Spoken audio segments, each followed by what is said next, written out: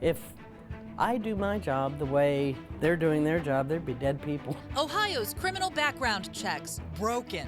I don't want my past being brought up to me after I've already dealt with it. The system meant to catch criminals leaves some off the record, making families vulnerable to those they trust the most. It's scary. I guess you just have to trust that something is working. Ohio's police officers kept in the dark about thousands of criminal records. I don't want to get a call at 2 in the morning of a fellow officer who's been involved in a situation because he or she couldn't take the proper precautions. A system so broken, those who run it describe it as ugly. What did the Attorney General know and when? Tonight, our investigation, bringing change to make Ohio families safer. Thank you for joining us for this 10 TV News special report, Criminals Off the Record. I'm Kristen Hartman. And I'm Jerry Revish. Ohio's criminal background check system is supposed to protect Ohio's children from coming in contact with criminals. It also helps keep police officers safe on our streets. In this half hour, 10 Investigates will show you how that system is broken, who's to blame, and what's being done to fix it to help keep you safe. And if you have a computer, a tablet, or a phone nearby, look for these icons to view additional information during this special. Now, here's 10 Investigates' Nathan Baca with a closer look. Criminal records are something you likely don't spend any time in your day thinking about. After all, they're complicated, and they're kept in these filing cabinets or complicated computer systems. But if you think about it, so many people that you love are cared for by those who are supposed to have clean criminal records. You may have just assumed this system was working as it was supposed to. But there is something, a lot in fact, to be worried about. In our special report, we'll break these problems down into 3 parts. First, we'll show you the problem, the dangerous criminals the background check system missed. Second, we'll show you how these problems create a false sense of security and potentially leave you at risk. Finally, we'll show you how the problems can be fixed and what it's going to take. But we begin our investigative journey where many of you begin your day, leaving your kids off at the school bus stop. The open school bus door. It's a moment every weekday when a parent places their trust in another person. For these parents, the school bus driver has the most important job to safely transport their kids to and from school. How important is that trust? Extremely important. They take care of our babies. This is where our investigation began last fall.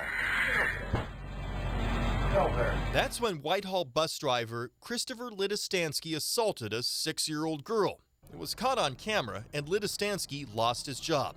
It would be 6 weeks before the state notified Whitehall schools about his criminal charges. But his case prompted us to dig deeper to find how many school bus drivers were arrested while parents and school districts had no clue. 10 Investigates found 4 Central Ohio districts with bus drivers charged after they were hired. The crimes include theft, assault, domestic violence, and even a sex crime. In fact, districts never received notice on 3 of the criminal bus drivers we found. Nor did Columbus know they had a driver wanted for failing to comply with a protection order. And then there's Kevin Kusar. He drove Columbus City school children. Last April, police arrested him after he pointed a gun at his wife's head and said, "Good night." He pled guilty to aggravated menacing, but until we told Columbus City Schools, Kusar was still driving kids to school. When we became aware of it, through this investigation, we were able to then move forward and start our process. Kevin Kusar no longer drives for Columbus City Schools. It's supposed to work like this. If a person working at a school gets arrested, the school district would be notified by a special system that is managed by the Ohio Attorney General. Fingerprints taken when employees begin working at schools are stored, then continually compared against fingerprints of newly arrested people.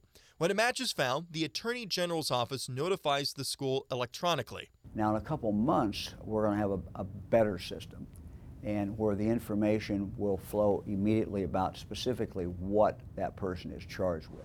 We still wanted to know, why did it take months for some districts to get notices? And why did some school districts never hear from the state?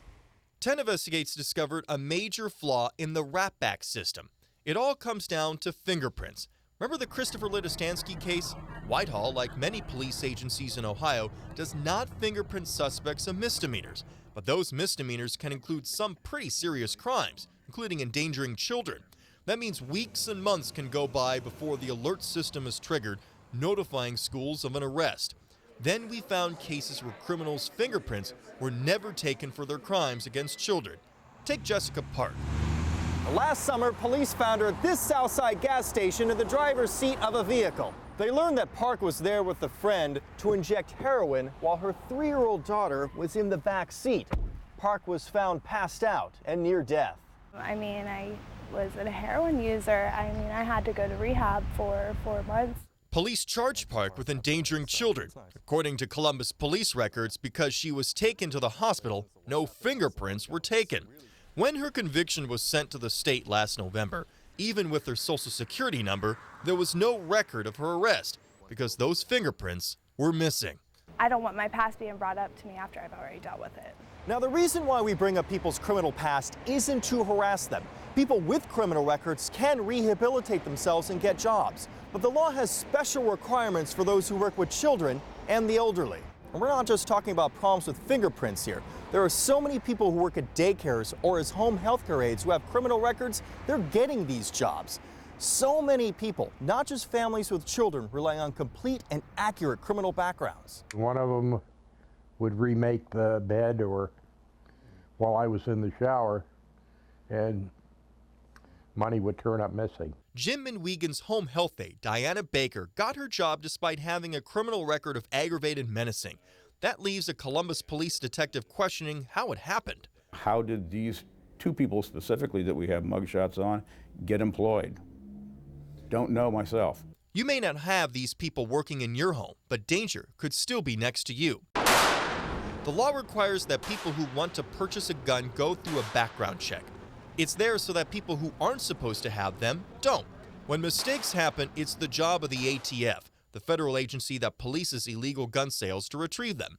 Last year, the ATF got a request to do that more than 2,400 times after the FBI discovered a mistake was made. So we've seen a lot of failures and the dangers it creates when criminals go off the record. The question we kept asking ourselves was why?